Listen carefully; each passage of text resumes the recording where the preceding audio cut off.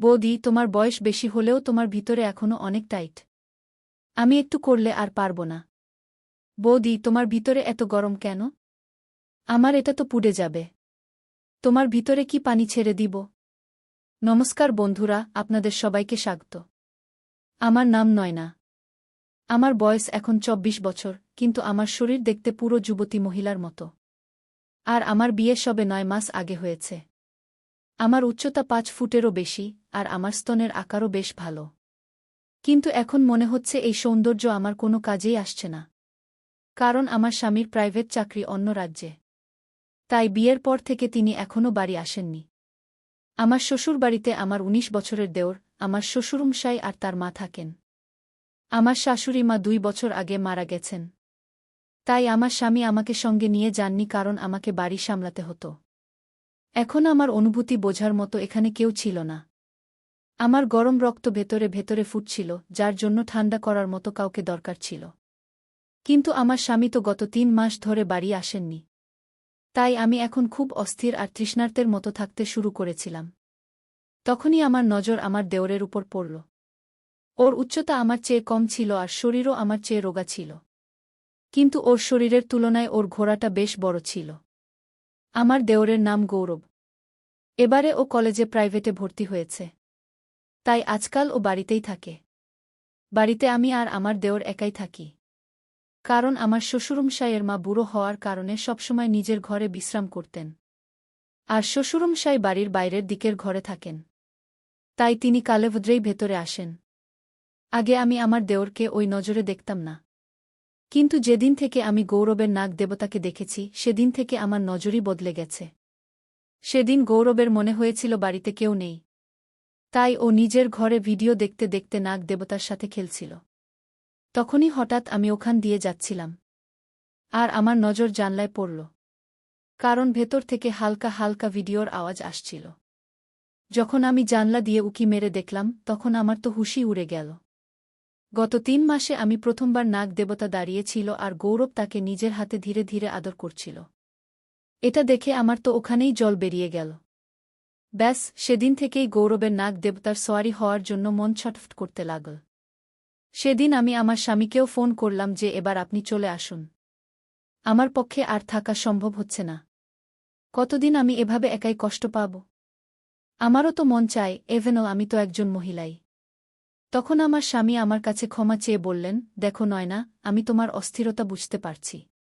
কিন্তু আগামী ২ মাস আমি কোনো ছুটি পাব না। কারণ কোম্পানি কিছু নতুন প্রজেক্ট শুরু করেছে। যার কারণে সব কর্মচারীকে ডবল শিফটে কাজ করতে হচ্ছে। তাই আগামী ২ মাস ছুটি পাওয়া অসম্ভব।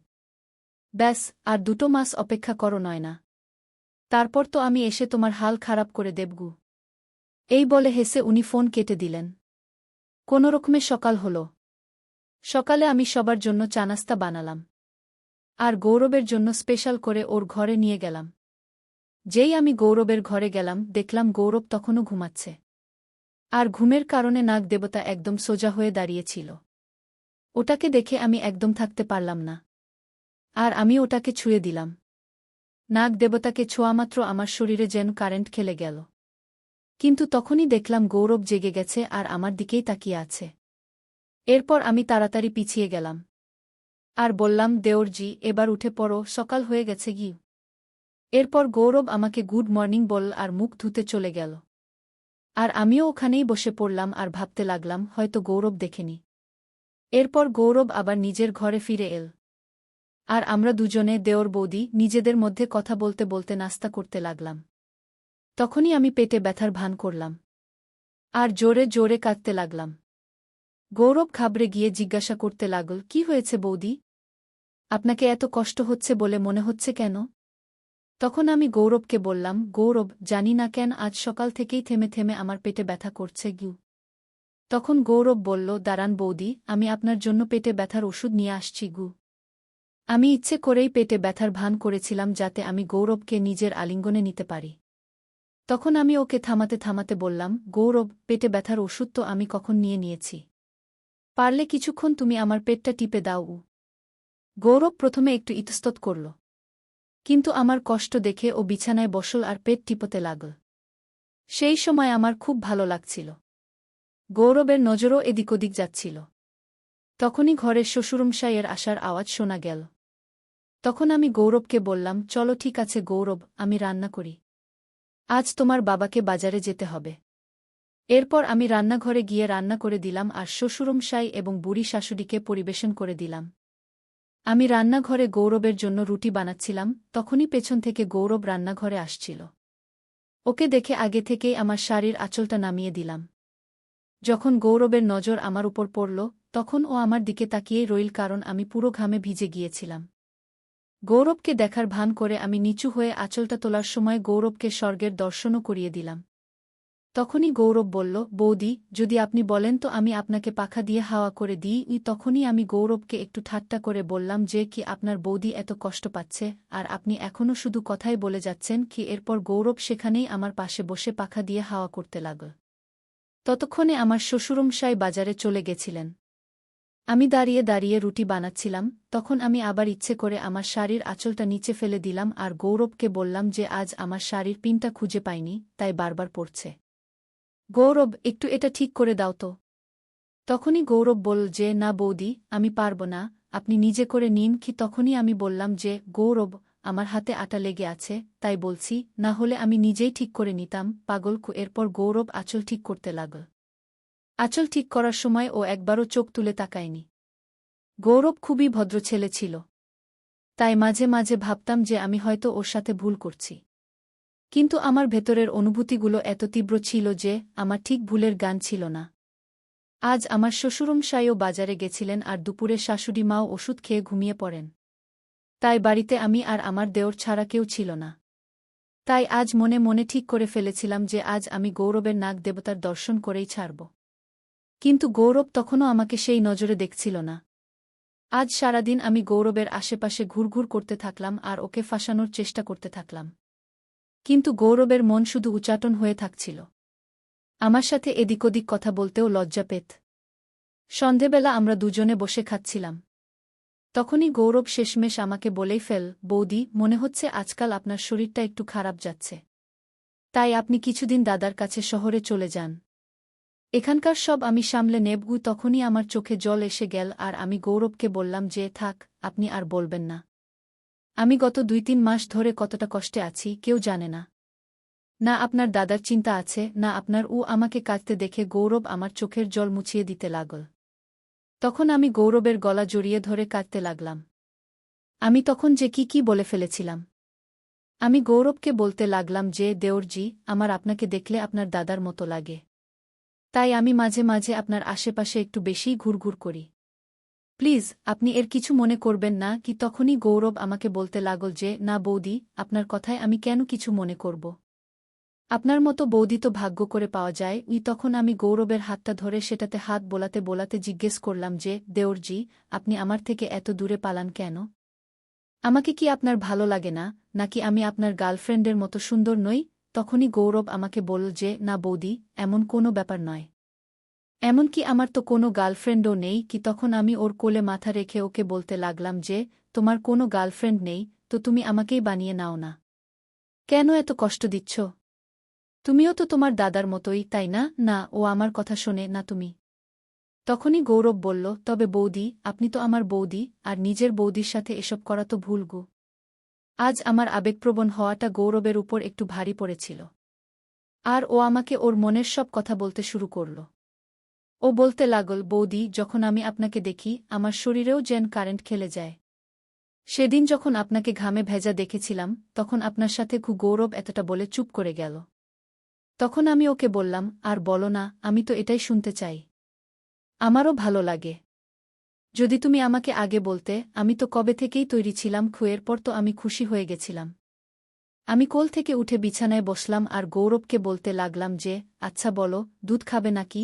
তখন গৌরব বলল, আর বৌদি, এই তো খেলাম, আর এখন দুপুরবেলা সন্ধেবেলা খাব কি? তখন আমি বললাম, আরেও দেওরজি, আপনি তো এখনও বাচ্চাই রয়ে গেলেন।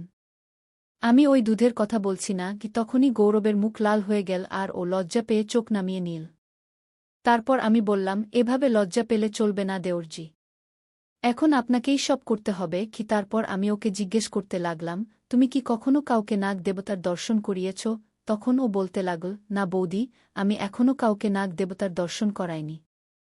আমি প্রথমবার কাউকে নাগ দেবতার দর্শন করাচ্ছি। কে এই কথা শুনে তো আমি হাসতে লাগলাম আর তাকে বললাম, চিন্তা করো না তুমি, তোমার আর আমার দুজনেরই খুব মজা আসবে।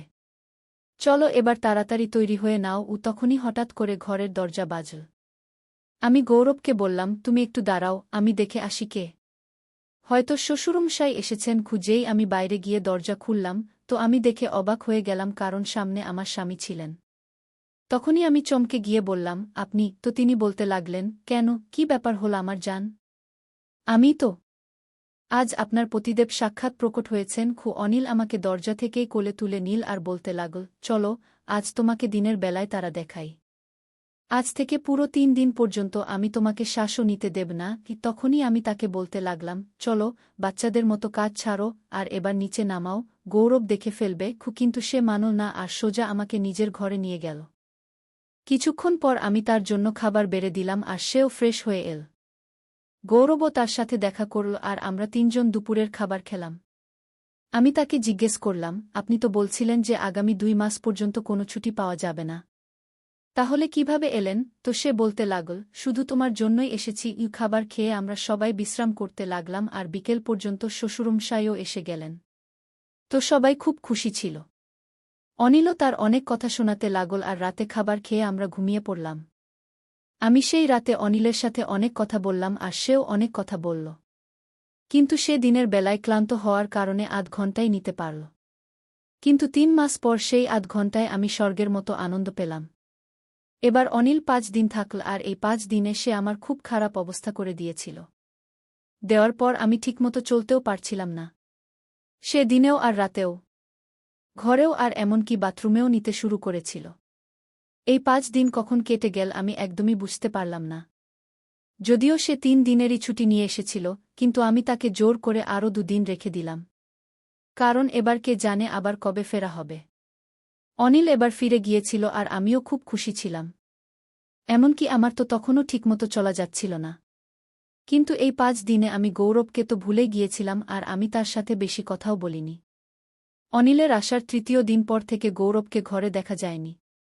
যখন আমি অনিলকে জিজ্ঞেস করলাম, তখন সে বলল যে সে দেখা করার জন্য তার মামার বাড়ি চলে গেছে। অনিলকে গিয়ে পুরো 5 দিন কেটে গিয়েছিল আর গৌরবও তখনও আসেনি। তো আমার চিন্তা হতে লাগল যে গৌরব আমার উপর রেগে যায়নি তো। তাই আমি সাহস করে তার মামির বাড়ি ফোন করলাম। তার মামির সাথে কথা বলার পর আমি গৌরবের সাথে কথা বললাম আর তাকে জিজ্ঞেস করলাম, কি হয়েছে নয়ন দেওরজি? নিজের বৌদির উপর রেগে গেছ নাকি? ফোনে তো গৌরব ঠিকঠাকই কথা বলল আর সে বলল যে, না বৌদি, ঘরে মন লাগছিল না, তাই ভাবলাম কোথাও বাইরে ঘুরে আসি। তারপর আমি জিজ্ঞেস করলাম যে, এবার বাড়ি কবে আসবে? তো গৌরব বলল যে, কাল বা পরের মধ্যে চলে আসব। এই কথা বলার পর আমি তাকে বললাম যে, না, তোমাকে কালকেই আসতে হবে। তুমি জিনিসপত্র গুছিয়ে নাও আর কাল চলে এসো। প্রথমে তো গৌরব মানেনি, কিন্তু আমি জেদ করে শেষ পর্যন্ত তাকে রাজি করিয়েই ছাড়লাম। পরের দিন গৌরব বাড়ি চলে এল আর সে শুধু আমাকে নমস্কার করল আর নিজের ঘরে চলে গেল। দুপুর পর্যন্ত কিছু বলল না আর খাবার খেয়ে ঘুমিয়ে পড়ল। তখন আমি বুঝতে পারলাম যে গৌরব আমার উপর রেগে আছে। তাকে মানানোর জন্য দুপুরে আমি তার পছন্দের সুজির হালুয়া বানালাম আর তার ঘরে দিতে গেলাম। আমি স্নান করে লাল রঙের শাড়ি পরলাম আর তাকে খুশি করার জন্য একটু সাজগোজও করে নিলাম। আমি তার সামনে গেলাম তো সে বিছানায় শুয়ে ফোন দেখছিল আর আমাকে দেখে বসে পড়ল। আমি তার পাশে গিয়ে বসলাম আর নিজের হাতে তাকে হালুয়া খাওয়াতে লাগলাম। তখনই গৌরব বলল যে, খাইও না বৌদি, আমার খিদে নেই। টেবিলে রেখে দাও, আমি পরে খেয়ে নেব। আমি জানতাম যে গৌরব আমার উপর রেগে আছে। তাই আমি তার হাত ধরলাম আর তাকে অনুরোধ করতে লাগলাম যে, এবার মেনে নাও দেওরজি, আর কত জ্বালাবে নিজের বৌদিকে? সেদিন তোমার দাদা এসে পড়েছিল, তো তাতে আমার কি দোষ? আমিও জানতাম না যে সে এসে পড়বে গু। তখনই গৌরব বলল যে, না বৌদি, সেই ব্যাপার নয়। আমি আপনাকে আগেই বলেছিলাম যে এসব ভুল। এভাবে তো আমরা দাদাকে ঠকাচ্ছি। তখনই আমি বললাম, এই নাও, তুমি তো এখনও সেই পুরনো বস্তাপচা কথাগুলো নিয়ে বসে আছো। আমি ভাবলাম তুমি আমার জন্য রেগে আছো। আমি তোমাকে আগেও তো বলেছি যে তুমি আমার ততটাই পছন্দের যতটা তোমার দাদা। এতে ঠকানোর কথা কোথা থেকে এল? আমি কোনটা তোমার দাদাকে ছেড়ে যাচ্ছি, শুধু এই বাহানায় আমাদেরও মন লেগে থাকবে আর তোমার দাদার কথাও মনে পড়বে না গি। এখন যদি বৌদি তার দেওরের সাথে মজা না করে তো আর কার সাথে করবে? চলো ছাড়ো দেওরজি, যদি তোমার ভালো না লাগছে তাহলে থাক। আমার জীবন তো এমনিতেই বেরনিন। চলো ঠিক আছে, কিন্তু হালুয়াটা তো খেয়ে নাও। কবে থেকে ঠান্ডা হচ্ছে? চুয়ের পর গৌরব হেসে বলল, আচ্ছা, এখন হালুয়া খাওয়াবে নাকি দুধও খাওয়াবে? সেদিন তো আপনি খুব বলছিলেন যে দেওরজি দুধ খেয়ে নাও, তখনই আমি গৌরবকে চিমটি কেটে বললাম, দুধ তো তোমার দাদা খেয়ে গেছে।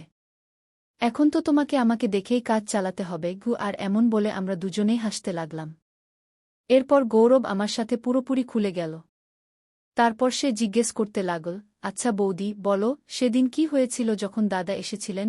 তখন আমি মজা করে তাকে বলতে লাগলাম, জানি না তোমার দাদা কোনো গুলি খেয়ে এসেছিলেন। আমার তো এখনও ব্যথা করছে। গত 5 দিনে উনি আমাকে ঠিক করে ঘুমাতেও দেননি গি। তখনই গৌরব বলল, বৌদি আপনার মতো সুন্দরী বউ থাকলে কেউ কি করে ঘুমাতে পারে? তখনই আমি বললাম, দেখো দেওরজি, আমাকে বেশি মস্কা মেরো না। যদি কিছু চাও তো সোজাসুজি চেয়ে নাও। আমি আপনাকে মানা করব না।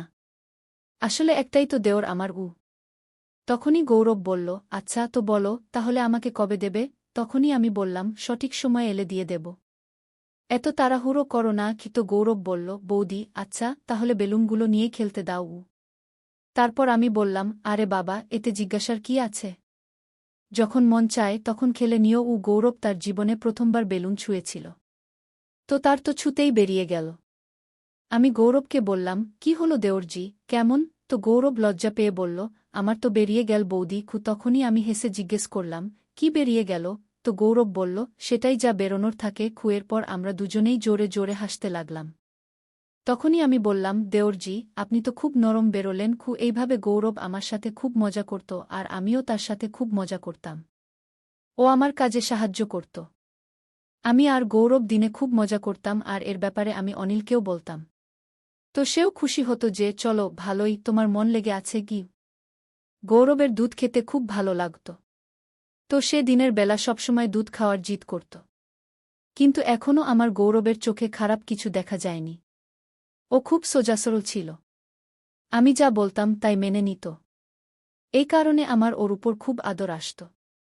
ও সবসময় নেওয়ার কথা বলত। কিন্তু সে এখনও নেনি। কারণ ওর মনে এখনও এটাই চলত যে এটা ভুল। কিন্তু যদি ও নিতে বলত তো আমি মানা করতে পারতাম না। এখন ও ওর গার্লফ্রেন্ডের কথাও আমাকে বলত, বাইরের ছেলেদের কথাও বলত, আর সবসময় মজা করত। এইভাবে ও কখনো আমাকে অনিলের অভাব বুঝতে দেয়নি। তো বন্ধুরা, এই ছিল গৌরব আর তার বৌদি নয়নার গল্প। কেমন লাগল? কমেন্টে অবশ্যই জানান। আর চ্যানেলে প্রথমবার এসেছেন আর আগে এমনই রোমাঞ্চকর গল্প শোনার জন্য চ্যানেলকে সাবস্ক্রাইব করুন। আবার দেখা হবে একটা নতুন স্টোরিতে। ধন্যবাদ।